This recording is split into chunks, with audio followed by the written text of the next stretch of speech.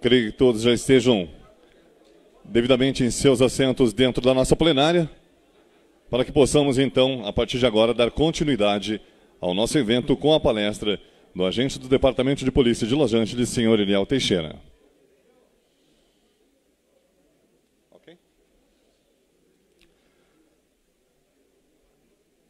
É com muita satisfação que, a partir deste momento, gostaríamos de convidar o agente do Departamento de Polícia de Los Angeles, senhor Eliel Teixeira, para a palestra O Modelo da Polícia Americana. O senhor Eliel Teixeira possui bacharelado em Administração Pública pela University of Louvain e curso de especialização em Liderança Policial pela DePaul Institute. Atua também como Departamento-chefe do Comando de Los Angeles, na Califórnia, Estados Unidos, desde 2008. Atuou nas áreas operacional, prisional, judicial, administrativa e ainda é instrutor adjunto da Academia de Xerifes de Los Angeles.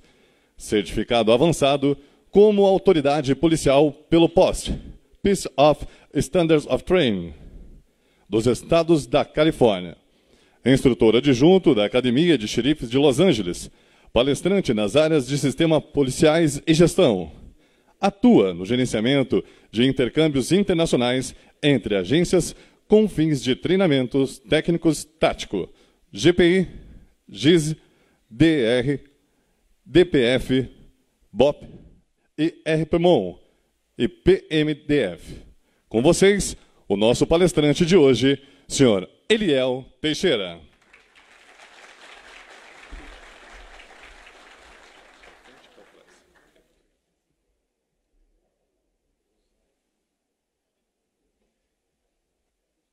Isso aqui está funcionando? Tá?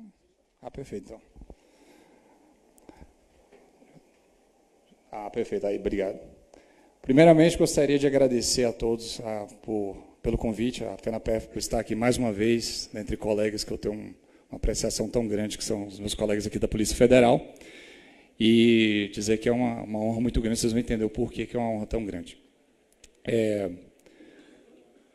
Meu envolvimento, vou começar um pouco, o meu envolvimento com a Polícia Federal começou, acho que foi por volta de 2011, 2012. Nós recebemos em Los Angeles um contingente da Polícia Federal que veio fazer um curso com a gente.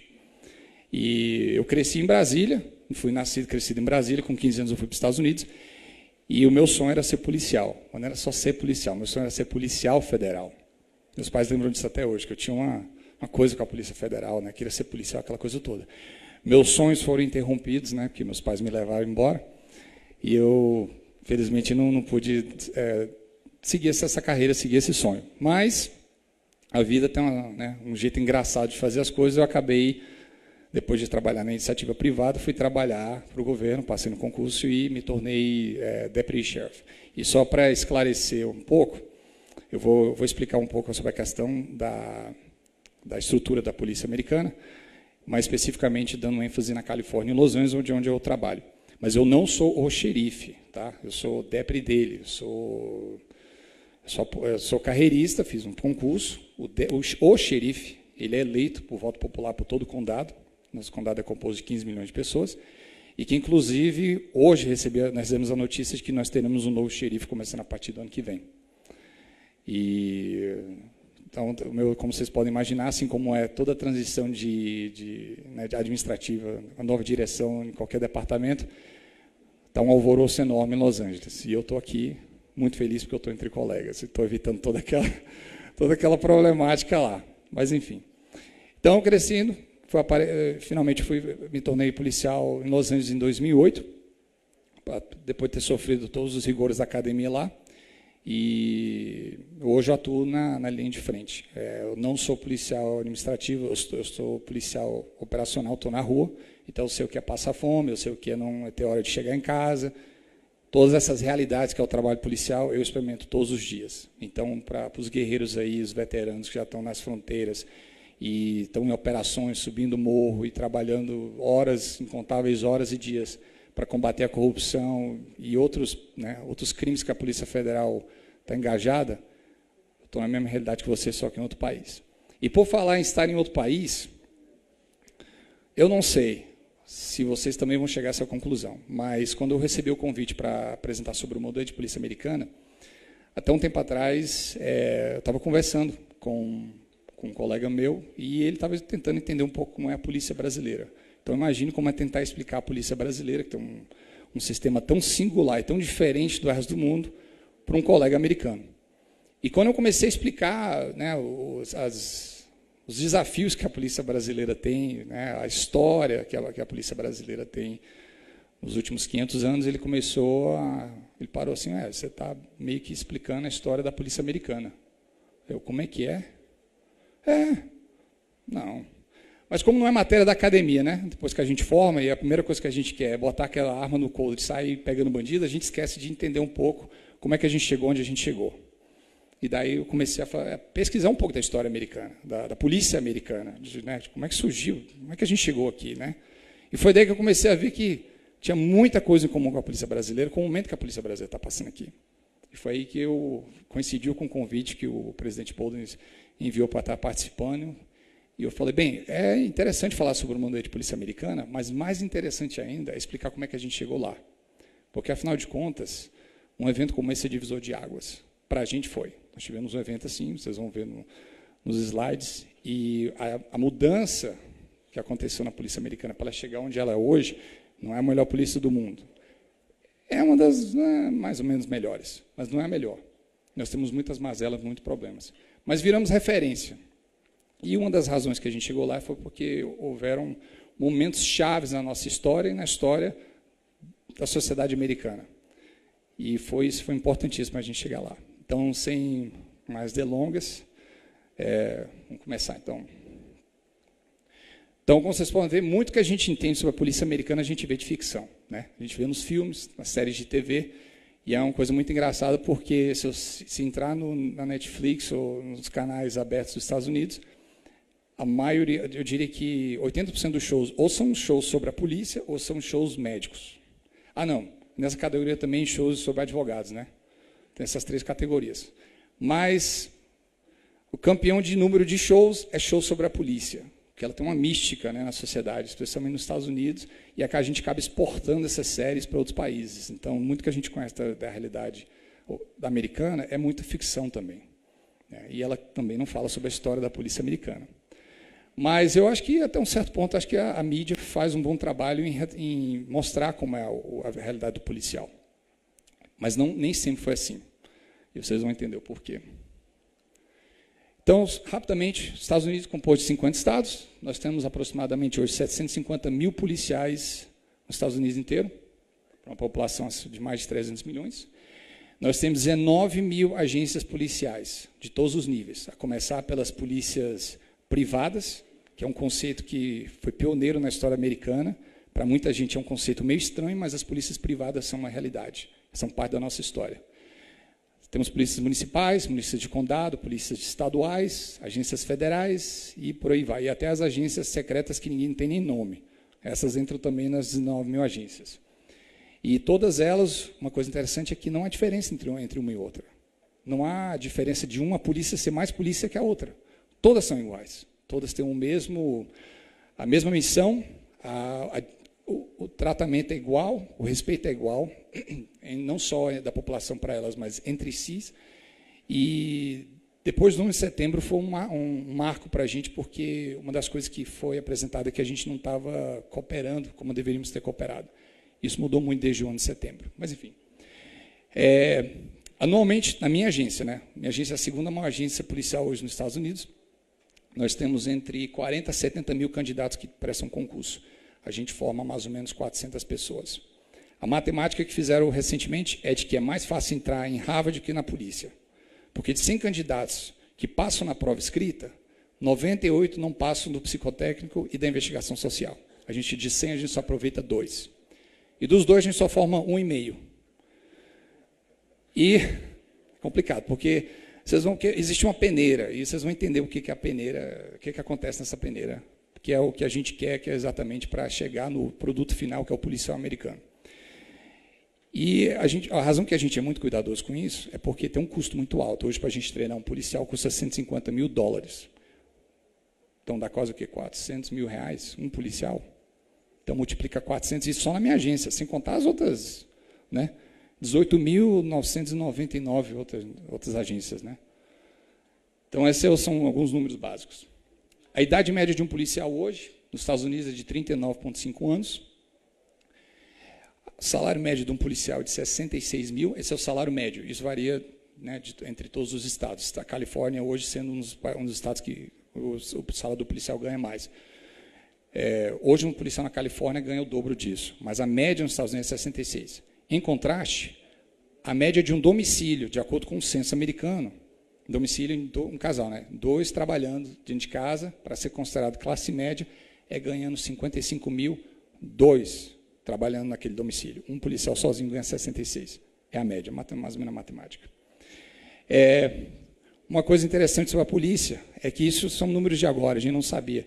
É que o policial, ele tem o QI médio de um americano é de 98 pontos. Coloca a gente na lista dos top 10 dentro do mundo. O policial americano tem uma média de QI de 104, então é acima da média. Não sabíamos disso, isso foi uma coisa recente que foi descoberta, de que o policial americano tende a ter o QI um pouco mais alto que o resto da população americana. 83% dos departamentos de polícia nos Estados Unidos requerem somente o 2º grau. 8% aproximadamente, que todas as agências federais hoje, requerem a graduação. Mas, mesmo assim, 45% de todos os policiais nos Estados Unidos têm alguma forma de graduação, seja porque eles entraram com a graduação ou porque, vocês vão ver depois, há um impulso muito grande para que policiais, depois que entram na polícia, procurem estudar para receber suas graduações, pós-graduações e demais cursos. Califórnia está aí, para quem não conhece, fica do outro lado da costa. Ficamos muito famosos aí, porque tem, né, os famosos vivem lá, Los Angeles, Malibu, Hollywood, a área que eu trabalho é Hollywood. Então, o estado é esse. E temos outros 49 estados no resto dos Estados Unidos. Uma coisa interessante, um conceito que no Brasil não existe, mas a forma como nós somos organizados é uma forma de condados, que são grandes áreas metropolitanas. O condado de Los Angeles é composto de 88 municípios. A cidade de Los Angeles é um desses 88. Existem outras 87. E o departamento de polícia escolhe se quer ter seu próprio departamento de polícia, fazendo policiamento ostensivo, ou se ela pede para o departamento de xerifes, que é o meu departamento, para fazer o policiamento daquela cidade, na base de contrato. E, como vocês podem ver, a área demarcada de vermelho é o município de Los Angeles, e os outros quadradinhos são parte do condado, quem a gente é responsável, e nós somos responsáveis por 15 milhões de pessoas. E muita gente pergunta, qual a diferença entre o xerife e a polícia? Né? Como vocês podem ver aqui, do lado esquerdo é uma viatura dos departamentos de xerifes, a nossa farda, e do lado da direita a polícia de Los Angeles, a LAPD, que todo mundo vê nos filmes. Né? E a razão que vocês veem mais eles nos filmes é porque eles não têm marca registrada nos uniformes deles. Nós temos. Então, Hollywood sempre vai onde é mais barato, não precisa pagar royalties, né, pelo uniforme. Então, por isso que acaba a polícia de Los Angeles aparecendo mais. Por essa razão. Então, mas para responder a pergunta, não há diferença nenhuma entre poderes. Apesar da nossa área de abrangência ser maior, talvez um pouco a jurisdição ser um pouco maior, as atribuições serem maiores, os poderes de polícia são iguais. A única diferença é que o chefe de polícia deles é indicado pelo prefeito. Nosso xerife, é eleito pelo voto popular por um mandato de 4 anos. E ele, geralmente, ele é carreirista. Ele começa, apesar da lei exigir que ele só tenha 1 ano mínimo de experiência como policial, a carreira de entrada, para poder concorrer à eleição, até hoje todos eles tiveram mais de 30 anos de experiência na polícia, porque a população não vota em alguém que não tenha um currículo dentro da polícia, para administrar a polícia. E vocês vão entender o porquê disso logo em seguida. Mas antes de falar sobre a polícia americana, a gente precisa entender um pouco do contexto histórico. É aqui que a coisa fica interessante, porque eu me surpreendi quando comecei a fazer essa pesquisa para entender como é que a gente chegou aqui. Mas, basicamente, bem rapidamente, aula básica de história americana, havia um grupo de religiosos que estavam sendo perseguidos pela coroa inglesa, decidiram não mais, porque a coroa inglesa era meio tirânica, estava usando galera de uniforme, né, o exército até então, trabalhando a favor da coroa inglesa, para perseguir essa galera. Então, a galera tinha um trauma muito grande de gente uniformizada, qualquer coisa em relação ao uniforme, mais importante ainda, eles tinham um trauma muito grande de um poder centralizado, que era a representação da rainha, da coroa inglesa. Tinha um pavor disso. Falou, nunca mais, a gente queremos estar num governo em que uma figura central manda e desmanda e a gente não tem o poder de falar nada. Então, todo mundo entrou em 3 navios, foram parar nos Estados Unidos. Foi aí que surgiram as 13 colônias, cada uma independente da sua, e foram viver sua vida, com aquele trauma de que nunca mais. E até então a segurança dessas vilas, ou desses vilarejos formados pelos ingleses, era feita basicamente por voluntários. Não existia polícia, né? Eram pessoas, os próprios trabalhadores faziam sua escala lá e faziam sua própria segurança, uma milícia, na verdade. E as primeiras polícias começaram exatamente entre 1800 e 1900. Começaram ali na outra costa dos Estados Unidos, que foi a costa onde foi primeiro, foi colonizada. E, claro, que no decorrer desses anos, eu não vou entrar nessa questão, houve o chamado Gold Rush, que foi a corrida do ouro, que todo mundo foi para o outro lado dos Estados Unidos, foi daí que surgiu a Califórnia. O meu departamento surgiu em 1850, então foi mais ou menos na meada desse século aí que tudo começou. Mas não vamos parar, a gente não vai falar sobre essa parte. Mas antes que isso tudo, tem 2 ideias doutrinárias, políticas, que foram importantíssimas, foram peças-chave, que aconteceram, que levaram a polícia a chegar onde a gente chegou. A primeira delas é o Barão de Montesquieu, que foi quem estabeleceu sobre a questão da separação de poder. Ele, no seu livro 1748, ele falou sobre a questão de que a mesma pessoa que dispensa a justiça não pode ser a mesma pessoa que executa, porque daí não há liberdade. Daí surgiu a separação dos 3 poderes que a República Democrática de Direito, que é o que o Brasil tem, e, claro, os Estados Unidos também. Essa ideia, 200 anos antes, mas ia ter um impacto importantíssimo na evolução dos Estados Unidos. Logo em seguida, surgiu o Sir Robert Peel. Para quem gosta de história da polícia, sabe que ele foi o cara que desenvolveu a doutrina da polícia moderna. A Scotland Yard, a Polícia Metropolitana de Londres, que é considerada hoje uma grande referência na questão da polícia moderna que nós temos hoje, foi ele quem deu início. E ele criou 9 princípios da polícia. Para quem tem tempo, pode ir lá no Google dar uma buscada, 9 princípios do Robert Peel, vocês vão ver. Basicamente, as primeiras 8, sete princípios falam basicamente do relacionamento da polícia com a população. Que a polícia tem legitimidade, a polícia tem que trabalhar de acordo com o que a população quer, não como ela entende que deva ser, porque ela é do povo, para o povo, pelo povo. Então, logo, ela é obrigada a seguir o que o governo quer, seguir o que o povo quer, a soberania do povo. Mas tem um ponto importantíssimo, que foi quando a polícia moderna americana surgiu, nós tivemos meio que uma crise de identidade. Porque o entendimento que o pessoal daquela época tinha, dos colonizadores, era de que não existia separação entre justiça, entre o executivo, entre o judiciário. Não existia essa separação. O legislativo era a pessoa da rainha, do rei, que fazia e pronto, acontecia. E eles viam como era muito fácil ter abuso, a partir se tivesse tudo nisso aí. Mas quando surgiu o conceito de polícia moderna, do Sir Robert Peel, ele falou, o 8º conceito, ele falou o seguinte: reconhecer sempre a necessidade de estrita adesão às funções policiais executivas. Significa que o policial está ali para executar, não está ali para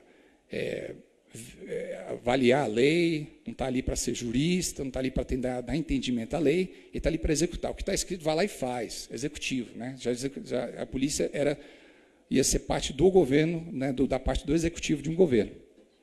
E abster-se de parecer usurpar os poderes do judiciário. Então, sim, ou você é polícia ou você é parte do judiciário. Não tem como ser uma figura mística dos 2 lados, não tem. Isso em 1820. De vingar indivíduos ao Estado e de julgar sumariamente e punir os culpados. Quer dizer, 100 anos depois de que o primeiro, o Barão de Montesquieu, tinha falado, surge o Robert Peel, que inventa a polícia moderna e desde já estabelece, para ser polícia moderna, ou você escolhe um lado, ou você é de um lado ou do outro, não tem como ser os 2. Desculpa, meu amigo. Então, escolhe um lado e seja um ou outro. E foi daí que começou a surgir a ideia de que nós precisamos de uma polícia moderna. Nós precisamos ter um entendimento de polícia. Foi daí que, com a corrida do ouro, exatamente nessa época, começaram a surgir os primeiros departamentos de polícia nos Estados Unidos, já nessa identidade que nós somos parte do executivo, não somos parte do judiciário, separa, pronto, acabou. Esse foi o primeiro policial, o típico policial daquela época. O estereótipo não ajudava muito, porque ele era mal educado, ele era da baixa camada social, ele era ignorante, mal treinado, truculento, muito rápido em abusar os direitos civis das pessoas, porque ele não tinha esse entendimento, né, de o que é direitos civis, garantias de direitos civis, não existia. Mas, acima de tudo, porque não tinha uma supervisão na polícia, né, um entendimento de qual a polícia, qual o trabalho dela dentro de uma sociedade moderna, o policial tinha todo esse poder, mas não tinha uma supervisão, não tinha um direcionamento.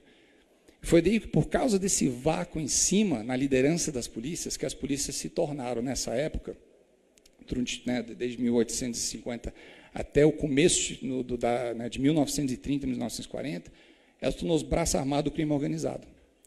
Então, o crime organizado, através dos chefões, se tornaram chefes da polícia, eles não tinham formação nenhuma, né, na área policial, mas usavam a polícia, o estabelecimento dela, para ser o braço armado, para ser o músculo, para poder fazer o que tem para fazer. E, inclusive, em muitos filmes que vocês vão ver, tem a questão dos gangsters, né? Al Capone, aquela coisa toda. A polícia literalmente trabalhava para esse pessoal, era o crime organizado, né?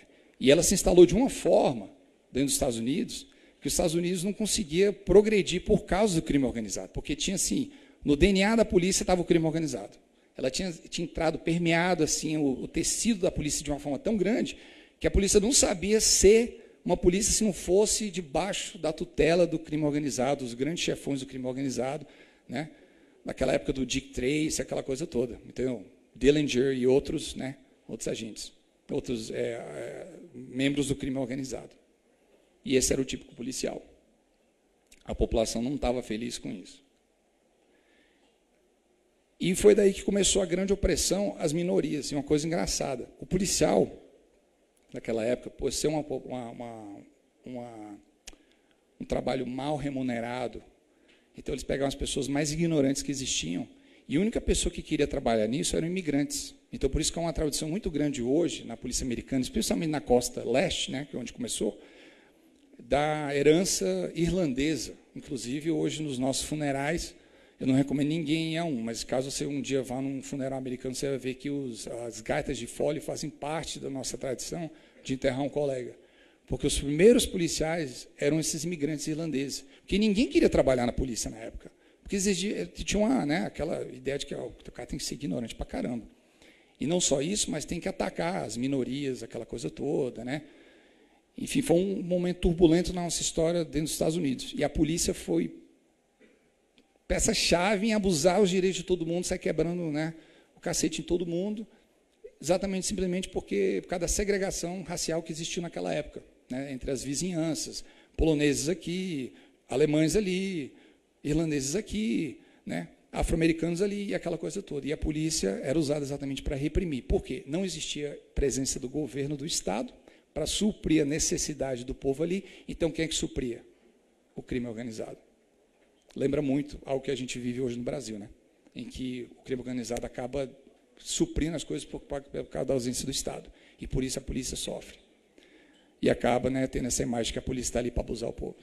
Essa é uma imagem que até hoje, né, infelizmente, a gente vive com o passado da polícia por causa disso.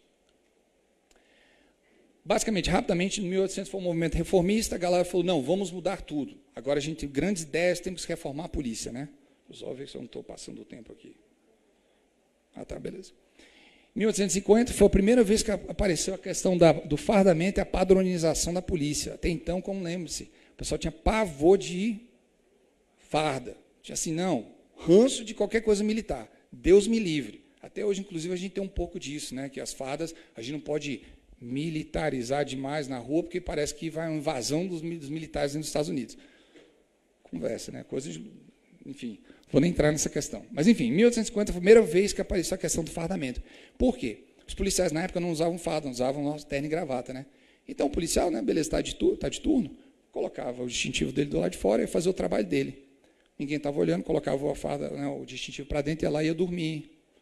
Ia fazer um bico em algum lugar. Ele falou, não, a polícia não pode ser assim. A polícia de Londres usa uniforme porque ela é de visibilidade, ostensividade. Então, a polícia americana tem que ser também. Aí surgiu aí.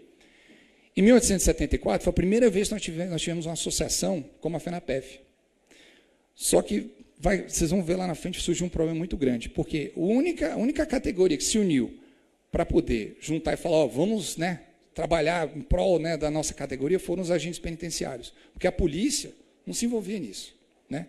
Não, que isso, vamos envolver com isso não. Então, a Associação Nacional Penitenciária surgiu em 1874.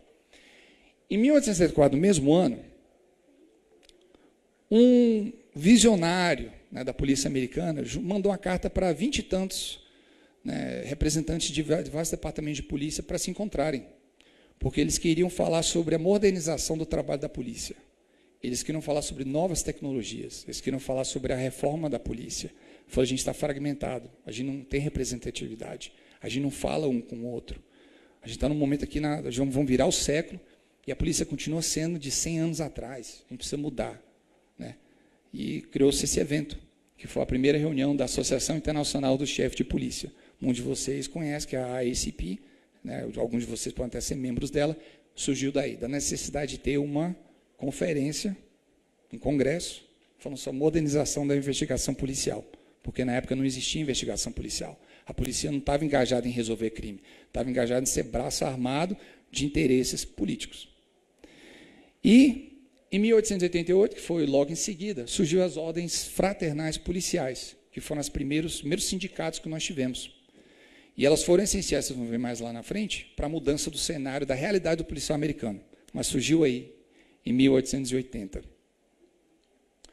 Logo em seguida, começamos a era dos 1900, que foi o progressismo, né? Que é aquela coisa assim, o New Deal, vamos lá, vamos conquistar o mundo, mas para conquistar o mundo a gente tem que resolver os problemas internos da casa. Né? Foram várias ideias naquela época. E surgiu a primeira versão do que falou sobre a questão da carreira estruturada. Porque o pessoal naquela época falou, bem, se a gente não tiver uma carreira estruturada na polícia, ou se o policial não houver valorização da carreira dele, o pessoal vai embora. Porque a gente precisa tornar o trabalho policial de trabalho, de emprego, porque o cara não tem outra opção, porque ou ele é pobre, ou ele é imigrante, ele não tem mais outra opção, para carreira, em que ele esteja investido naquilo, ele vai dar o sangue, vai dar a alma, se for preciso, até a vida, em prol daquilo. Né? Foi daí que surgiu essa primeira ideia, foi na época do progressismo, na virada do século. Daí surgiu também a questão da meritocracia, de que não, a gente tem que mandar a pessoa mais qualificada para liderar a gente, né? Porque a gente teve uma experiência, né, com o pessoal, os chefes do crime organizado, não deu certo, a gente pegou gente que era indicada por indicação política, apadrinhamento, não deu certo, então agora vamos procurar os melhores. Surgiu também a necessidade da educação, porque como é que o policial, né, vai ser valorizado se ele não tem educação? Porque muito naquela época era isso é herança, né,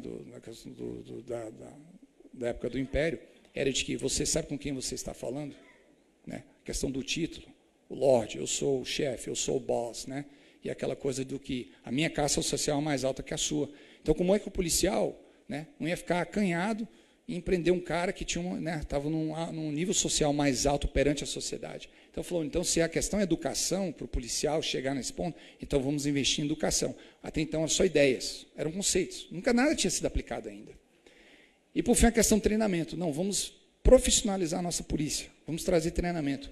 Vamos capacitar o policial, não só para estar lá uma presença, mas ele poder correr atrás e resolver o crime. Né? E isso teve uma consequência engraçada, vocês vão ver agora. Tudo mudou quando entrou o presidente Woodrow Wilson. Porque ele era o 28º presidente dos Estados Unidos e ele era fã de administração pública.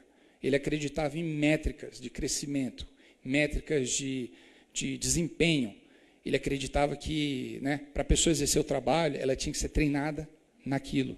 Não adiantava somente ter vontade política ou ter conhecimento político. Né? Ela precisava ser treinada, capacitada naquela atividade fim. Então, se o trabalho dele é administrar uma instituição, seja ela a polícia, seja lá o que for, ela tinha que ter formação em administração. Foi daí que surgiu a grande escola de administração pública e ele era um grande fã. E um desses discípulos foi quem logo mais ajudou a gente a reformar a nossa polícia. Ele é adepto dos princípios científicos de gestão e ele era fã de guerra contra o crime. Foi daí que surgiu os primeiros caveirões americanos, que eram os carros, né, blindados, com a galera, né, toda meio vestida de preto, com as 12 escopeta e espingarda, e ia atrás de bandido, porque, inclusive, um dos generais que foram apontados para ser um dos chefes de polícia, ele era general dos Fuzileiros Navais. E o lema dele era: bandido reformado é bandido morto.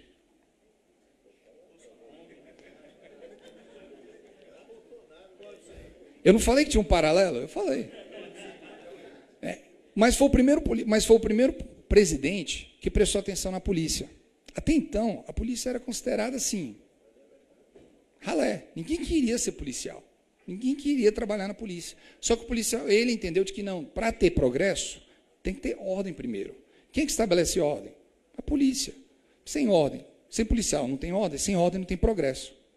A ideia dele era essa, de acordo com as ideias do New Deal, que era a grande onda, que pegou os Estados Unidos nessa época. E foi o primeiro que falou sobre a questão da carreira única. Daí vocês vão ver que isso tornou-se um conceito, entre os acadêmicos, de que solidificou a ideia de que realmente para a polícia funcionar tem que ter carreira única. Até então era uma ideia, não tinha respaldo científico. Mas vocês vão ver logo em seguida. Aí nesse meio tempo surgiu o grande nome August Vollmer, 1916.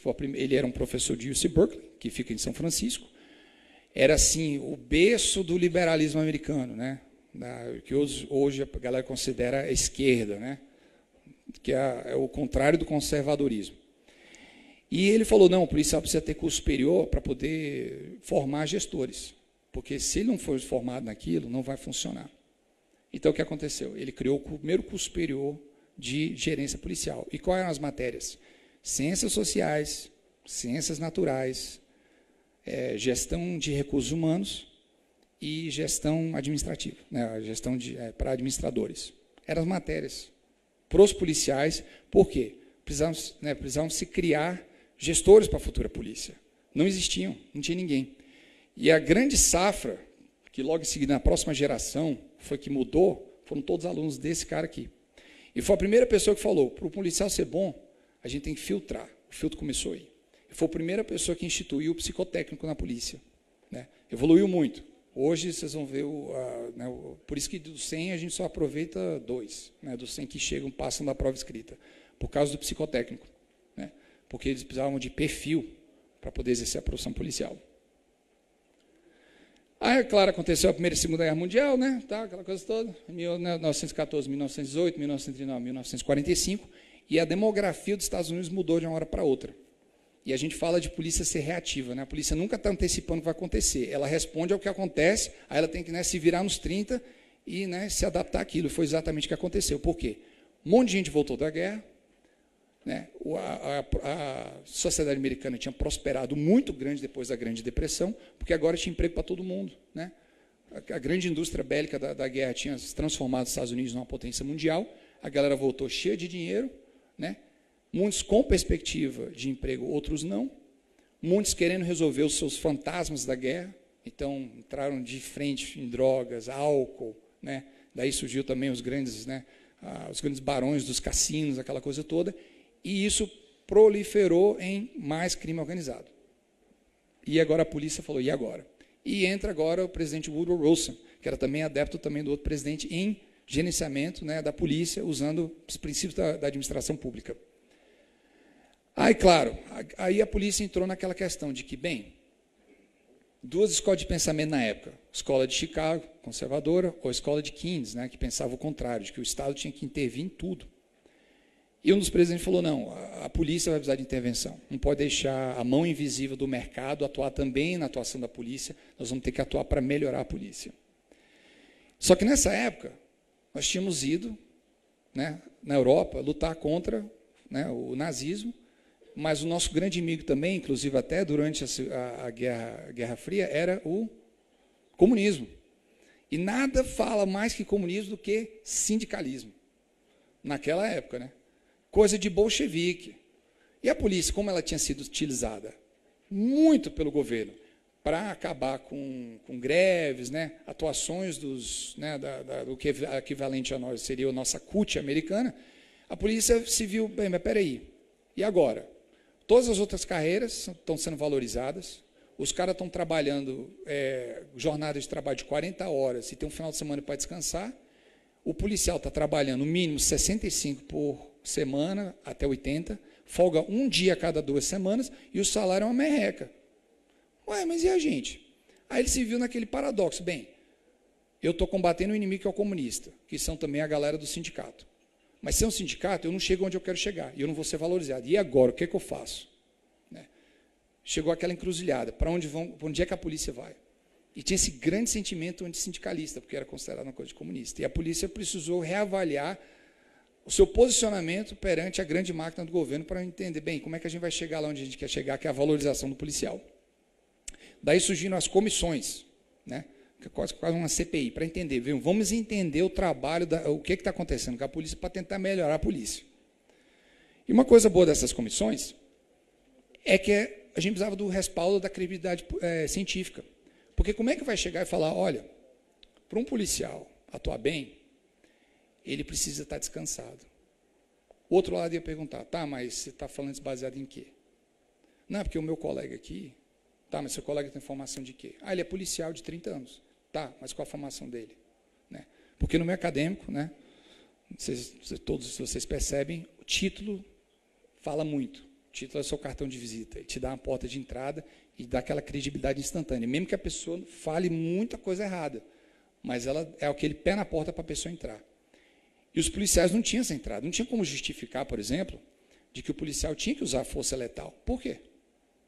Não, mas é porque tá, mas baseado em quê a sua pesquisa? Não tinha nada disso.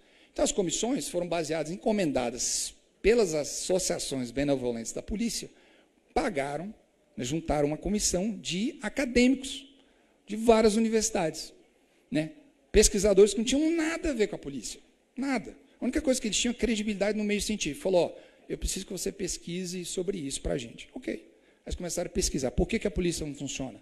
Aí eles foram ver, bem, o jeito que você está recrutando está errado, o policial está desmotivado porque não tem progressão de carreira dentro da carreira dele. Né? O grande motivo que os policiais estão desmotivados, não querem fazer nada, ou saem da polícia depois de todo esse investimento, é porque a chefia é muito ruim, entendeu? O ambiente de trabalho é muito hostil, então a galera está saindo, você está se perdendo esse investimento. A gente só conseguiu jogar essas ideias para melhoria porque não veio da gente. Eu não falei que tinha que ter um paralelo? Eu falei, eu avisei. Então, assim, por causa desse respaldo, então, como todas as pesquisas foram jogadas nos artigos, nos jornais científicos, não foram em jornais do sindicato, não foram, né? Porque se vir no policial parece que é sindicalismo, né? Gritando por mais, quero mais, quero mais, quero mais. Mas veio de artigos de jornais científicos. O pessoal, não, mas se o cientista está falando, deve ser verdade, né? Acho que a razão por que está tendo tanto crime na minha rua é porque o policial não está dormindo bem. Então, ele dorme no serviço, mas se ele dormir em casa, ele só trabalhar 40 horas, então ele vai dar mais atenção na minha vizinhança. Foi daí que começou. Porque foram feitas essas pesquisas por nomes de ninguém que não tinha nada a ver com a polícia. Grandes nomes. Aí, uma das coisas que saiu foi exatamente a questão da teoria de broken windows. Isso foi uma coisa que veio depois. O pesquisador não tinha nada a ver com a polícia. Nada a ver. Mas ele viu que, bem, peraí, há uma correlação aqui. A polícia, com essa munição de que, então tem que ferrar todo mundo, crime mais do menor, de qualidade de vida para resolver os grandes crimes, beleza, está aqui, ó, meu passo para poder prender todo mundo. Nova York foi lá, em mãos dessa pesquisa científica que dava credibilidade às técnicas, né, ao approach que ele estava querendo fazer na criminalidade, foram lá e resolveram o problema da segurança pública de Nova York. Hoje é o grande princípio que muitos países usam, é a teoria de janelas quebradas. Não foi um policial que pesquisou, foi um pesquisador que não tinha nada a ver com a polícia do meio acadêmico, mas porque a polícia encomendou, precisava dessa credibilidade. Daí surgiram também a necessidade, falou, bem, para a polícia ser eficaz, a polícia tem que ser especializada. Polícia de trânsito, polícia que mexe só com lavagem de dinheiro, né? Polícia que mexe só com dinheiro falso, polícia que mexe só com tráfico de pessoas, tráfico de drogas. E foi daí que começou a surgir a ideia do DEA, a TF, polícia de trânsito, polícia escolar, e daí começou a proliferar as polícias especializadas. Né? Porque sabia que, por exemplo, numa organização muito grande, há muito movimento de pessoas, de chefia, daquela coisa toda. E nem sempre é ideal a mudança, né, de uma pessoa de um lugar para o outro. Então, nessa, o departamento, a população sofria, porque o cara, às vezes, né, a paixão dele é, eu gosto de mexer com crimes cibernéticos. Aí o cara recebe a promoção dele, meu amigo, agora você está indo para o crime de trânsito. Porque não pode ter como manter você chefe dos seus colegas que eram antes ontem, então agora tem que mudar. Aí o cara que não tem nada a ver com trânsito, não sabe nem a primeira página, o que está escrito no Código de Trânsito, agora virou chefe da noite para o dia do Código de Trânsito. Falou assim, não, então acabou com isso. Façam especializações, polícias especializadas, que são lideradas por especialistas daquela área. E que todo aquele conhecimento adquirido como o primeiro agente da lei, né, da entrada, vai ficar na instituição, vai ficar naquela unidade, não vai para lugar nenhum. Então não se perde o conhecimento institucional, todo aquele conhecimento de crime, que não se ensina na escola, né, se ensina no trabalho do dia a dia do policial, não se perde. Foi daí que surgiu essa ideia. E daí surgiram essas unidades especializadas, principalmente os federais, que vocês conhecem, são especializados nisso.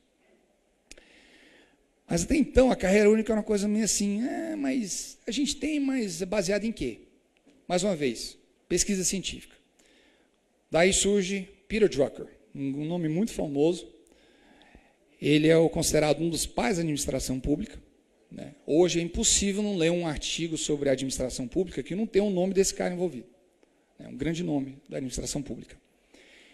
E ele, em 1959, através de observação de coisas que tinham acontecido na primeira meada do século, ele criou a teoria do knowledge worker, que é o trabalhador do conhecimento. Ele basicamente define o seguinte: o trabalhador do conhecimento é aquele cara que ele não é aquele cara de linha de produção que consegue fazer a coisa automática o dia inteiro, fazer a mesma coisa. Ele não pode ter rotina. É aquele cara que consegue ver uma imagem assim, juntar os pontinhos e criar uma imagem. É aquele cara que consegue usar a criatividade dele para resolver um problema, pensar fora, né, dos parâmetros já estabelecidos. Né? E ele identificou essa pessoa. Né? Eram programadores, né, inventores, né, pessoas que trabalhavam nessa área, policiais, porque eles usavam uma parte do cérebro que é aquela que consegue ver coisas que as pessoas não veem. E através de juntar as peças do quebra-cabeça e falar, está aqui o crime resolvido. Era o perfil do policial. E ele tinha feito um mapa desse perfil desse cara. Entre várias, né, profissões, o policial se encontrava nesse perfil. Só que ele falou coisas interessantes, foi o seguinte: não só existe um perfil, né, dessa pessoa, mas existe uma forma de administrar essa pessoa. Essa pessoa trabalha bem quando o chefe dela, primeiro, deixa ela em paz para fazer o que ela tem para fazer sozinho, e outra, ele respeita porque essa pessoa já fez o que ela fez. Daí se solidificou a questão da carreira única, que agora os chefes são pessoas que ascenderam ao cargo de chefia porque já foram policiais que entraram pela carreira única. E daí surgiu a questão do sindicalismo, e foi daí que tudo surgiu, porque a polícia americana decidiu, não, vamos nos sindicalizar sim. E foi daí que tudo mudou. Porque conseguimos, através do amparo, né, através do amparo das nossas associações, amparo jurídico, os benefícios salariais, mudanças no legislativo, para mudar as leis que nos amparam o nosso trabalho, e, mais importante, foi a Declaração dos Direitos Policiais, em 1974. Então, hoje o policial tem uma série de respaldo, de proteções na Constituição que ninguém mais tem. Isso nos deu a condição de ir lá trabalhar e enfrentar o crime, às vezes trabalhando dentro da viatura sozinho, que é o que eu faço. Porque eu tenho esse respaldo de fazer o que eu tenho para fazer e, acima de tudo, me protege do assédio dos meus chefes. Eu não posso ser assediado por causa disso. E isso foi por causa dos nossos sindicatos que foram lá batalhar e conseguiram fazer isso. Por quê? O policial não podia fazer, né, era meio complicado o policial entrar na política. Então falou, então tá. Em vez de a gente pegar um policial e mandar para o Congresso, ou 2, ou 10, a gente compra a bancada inteira. Então, por exemplo, hoje a maior associação de representatividade, como se fosse a FENAPEF, chamada a Ordem Fraternal da Polícia, ela tem 400 mil inscritos, dos 775. Inscritos diretos, fora aqueles que são de associações que são filiadas, né, à Ordem Fraternal. Cada um paga $80. Então faz o cálculo, né? 400 mil pessoas vezes $80. Então hoje o nosso caixa, para mudar e comprar bancadas que vão mudar o nosso legislativo, está chegando na casa dos $100 milhões. Isso por ano. Multiplica 4 anos, nós temos um caixa para a gente conseguir os legislativos que a gente quer. E outra, não são pessoas do nosso, né? Não são policiais que estão entrando, mas são... O pessoal até brinca e fala que é uma coisa errada, mas basicamente a gente está comprando legislador para trabalhar a nosso favor. porque a gente está pagando a campanha dele. E ai dele, que já aconteceu agora, dessa última vez, uma reeleição agora, ai dele se ele não seguiu o que a gente quer que ele passe. Porque, por exemplo, então 4 anos atrás você ganhou quanto? 2 milhões? Você não passou o que a gente queria? Beleza, quem é o seu candidato? É você? Então tá aqui 5. Vai lá e tira o cara lá do assento que eu quero você agora. E se daqui a 4 anos você finalizar o trabalho, o próximo eu pago 10. Pronto. Então hoje nós temos uma bancada forte no Congresso, não só a nível federal, como a nível estadual. E, claro, a grande questão era a imagem da polícia na mídia. Então foram criados grupos adicionais que estavam trabalhando em prol da polícia, por exemplo, Concerns of Police Survivors. É uma associação de mulheres dos policiais que foram mortos em serviço. Eu quero ver um legislador, eu quero ver um político não abrir a porta para uma mulher, uma viúva de um policial morto. No dia que ele disser, não tem um tempo para você, no dia seguinte ela está na mídia. E o cara perde a eleição na próxima eleição, porque o cara não mostra, né, preocupação pela mulher, pela vítima do policial. Aí temos associações, mais importante, eu estava falando sobre respaldo político. Vocês já ouviram aquela questão da lei dos 21 pés, que o cara com a faca consegue atingir, por isso você pode usar a arma letal? Surgiu por causa do Force Science Institute. É um think tank. É uma organização nada a ver com a polícia, formada por profissionais, são pagos pela polícia, físicos, médicos, profissionais da área da saúde, aquela coisa toda, em que juntas fizeram um experimento. Falaram, não, a polícia, o tempo de reação da polícia é atrasado, por isso que o policial tem que atirar antes. Então, quando você vai na corte, fala, mas peraí, o policial matou meu cliente aqui e tal. Não, mas a pesquisa científica diz que o meu tempo de reação está atrasado, por isso que eu atirei antes. Pronto. Mas porque há respaldo político, e até hoje é um dos grandes aliados que nós temos, são institutos como esse, como o Force Science Institute. Você pode até olhar no Google, todo o site, todas as pesquisas são usadas grandemente pela polícia hoje. E o ciclo completo, só para finalizar. Como é que surge o ciclo completo? Nós somos forçados. Nós temos chamada Sexta Emenda Constitucional. Ela estabelece basicamente o direito processual do preso, né, do detido. 2 coisas acontecem. Primeiro, estabelece que dentro de 40 horas nós temos que ter a audiência de custódia. Eu sei que ela é um pouco diferente da de vocês, mas basicamente dentro de 48 horas a promotoria tem que apresentar uma denúncia.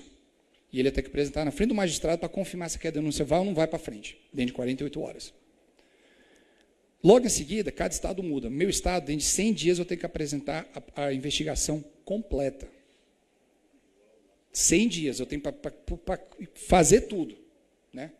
Então, dentro de 100 dias, eu tenho que fazer tudo, mostrar para o Ministério Público, o Ministério olhar, ok, beleza, vamos lá, vamos meter bronca. Pá, tudo completo. Para poder conseguir fazer tudo em 100 dias, a gente teve que consolidar tudo numa pessoa só, que é a pessoa que vai até a cena do crime, em vez da cena do crime ir até ele, né? Ele vai, ele vê, ele observa, ele pega a evidência, coloca no saquinho, sela, conversa com todo mundo, escreve o relatório dele, faz tudo e chega à conclusão. E a conclusão é baseado no meu treinamento, baseado no que eu observei, tudo me leva a crer, que é chamado probable cause, tudo me leva a crer que fulano é o culpado. Está aqui, pá, Ministério Público, você quer ou não quer? E outro ministério falou, não, então faça o seguinte, faz o trabalho do jeito que vai me ajudar. Quando você escrever o relatório, não usa juridiquês, porque o meu público-alvo é o meu júri. A maioria do pessoal não passou da 7ª série. Os caras não entendem palavras jurídicas. Então, escreva como se você estiver escrevendo para uma criança da 7ª, 8ª série. Ok. O policial foi lá e escreve. A minha redação nos meus relatórios é como se eu estivesse escrevendo para uma criança de 12 anos de idade. Porque quem vai ler é o júri. E o júri não... Né?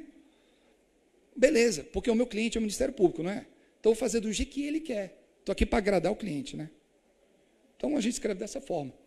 E a cláusula do confronto, que é o quê? Que a pessoa que está sendo acusada, ela tem o direito garantido por lei de olhar o acusador no olho. Quem é que está acusando? Tá, o Ministério Público está acusando. Mas quem que chegou à conclusão de que o cara é o culpado? Eu. Então, a pessoa tem o direito de olhar na minha cara. Então, não tem como ter uma equipe de 20 pessoas, que acontece às vezes, né, quando o crime é muito grande.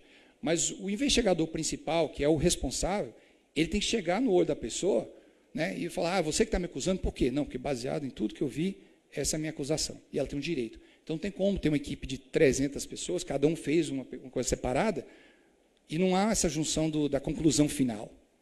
Entendeu? Então, por causa dessa lei que a gente teve que juntar tudo num policial só. Daí surgiu o ciclo completo. É o que está fazendo ostensividade, aquele que investiga, é que ele faz tudo e apresenta no final o produto pronto do jeito que o Ministério Público quer, porque ele é o nosso cliente. Eu não vou entrar nessa parte, porque meu tempo está acabando, mas a forma como a gente quer do recrutamento é pessoas com vocação, perfil e personalidade. Por isso que o filtro é muito grande, para chegar a esse ponto. E sobre a questão de perspectiva de crescimento, a retenção, hoje são algumas coisas que a gente usa na nossa carreira, que a gente já entendeu, de que são essenciais para manter o policial, porque, afinal de contas, ele custa $150 mil para treinar. Então, a gente não pode perder o cara para outra indústria.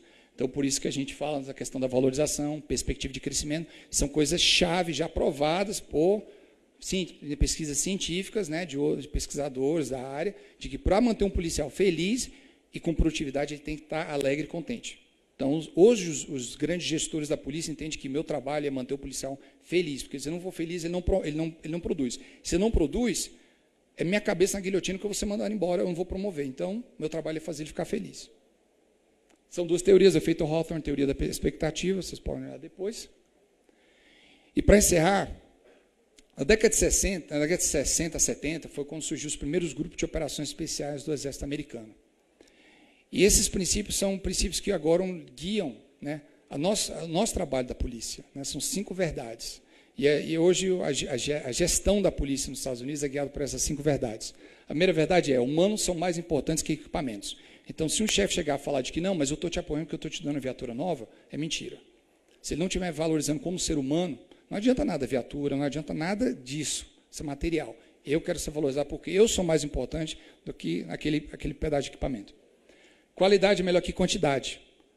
Então, mais vale um policial vocacionado, bem escolhido, bem treinado, do que 50 que são mal escolhidos, mal treinados e que não estão felizes no trabalho. Porque se brincar, eles vão atrapalhar tudo. Enquanto aquele um cara é o cara que vai resolver tudo. Terceiro, bons policiais não podem ser produzidos em massa. Não se consegue. A gente já tentou, tivemos efeitos desastrosos. Não tem como formar um monte como se fosse uma forminha. Não existe. 4, forças policiais competentes não podem ser criadas imediatamente depois de emergências. É um processo demorado. O investimento tem que ser a longo prazo. Tem que pensar a próxima geração daqui a 20, 30 anos. Por isso que hoje, as pessoas que estão entrando na polícia, eles querem o quê? Ou você tem uma formação, né, multidisciplinar, ou assim que você entrar, meu filho, pelo amor de Deus, faça uma pós-graduação em gerenciamento, em gestão, alguma coisa, porque você é o futuro do nosso departamento amanhã. Os gestores vão vir das nossas fileiras. Então, faça isso para você ser o nosso líder amanhã. E, para finalizar, o policial requer amparo no seu trabalho. Sozinho não faz nada. Se não tiver amparo dos seus colegas, da sociedade, né, apoio da sua liderança e, acima de tudo, pessoas que estão dispostas, né, a ir batalhar pelo amparo daquele policial, pessoas, né, como o pessoal da FENAPEF, o policial não chega a lugar nenhum. Essas são verdades que a gente vive hoje, a nossa realidade que norteia o nosso gerenciamento da segurança americana, e eu acho que tem nos servido bem. Então, talvez hoje vocês não vejam o resultado dessa conferência. Eu acredito que aqueles policiais em 1800 e cacetada, em 1900, eles também não enxergavam isso. Mas eles não sabiam que aquilo ia mudar completamente o estado da polícia americana, e hoje nós seríamos referência. Nós não somos perfeitos, mas viramos referência por causa do sacrifício daqueles que, né, há 100 anos atrás, se dispuseram a serem assediados moralmente, serem mandados embora, responder PAD, né, um monte de coisa. Mas eles fizeram. E hoje eu estou desfrutando do trabalho deles. Então, talvez vocês não vão ver a Terra Prometida. Infelizmente, talvez. Eu estou torcendo para que vocês vejam o fruto do seu trabalho de vocês. Mas não em vão. Porque pode ter certeza que a próxima leva de policiais federais, eles vão olhar para trás e talvez vão ser ignorantes, igual eu falar, pô, a Polícia Federal é a melhor polícia do mundo, mas quando a gente chegou aqui. Mas eles com certeza vão saber que foi pelo sacrifício do trabalho de vocês. Muito obrigado pelo convite, mais uma vez estar aqui com vocês. Agradeço. Boa sorte e muito sucesso.